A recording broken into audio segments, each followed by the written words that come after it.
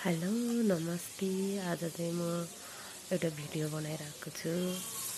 आज चाहिँ मैले एउटा भिडियो बनाइरहेको छु। फर्सीको मुन्टा र आलु बनाइरहेको छु। फर्सीको मुन्टा र आलु अनि यो चाहिँ गाउँघरमा दाउरामा चुलोमा बनाइरहेको छु। अनि हाम्रो चाहिँ गाउँघरको लोकल फर्सीको मुन्टा र आलु चाहिँ मिसाएर बनाइरहेको छु। मलाई चाहिँ एकदमै मनपर्ने भएको भएर बनाएको हो। हजुरहरूलाई कस्तो लाग्छ यो फर्सीको मुन्टा, कतिको मिठो लाग्छ? हामीहरूलाई चाहिँ एकदमै मनपर्छ फर्सीको मुन्टा। मेरो चाहिँ फ्यामिलीमा सबैजनालाई मनपर्छ।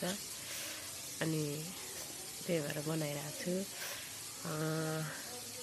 हजुरहरूलाई भिडियो मन पर्यो भने लाइक कमेन्ट सेयर गरिदिनु होला अनि सब्सक्राइब पनि गरिदिनु होला।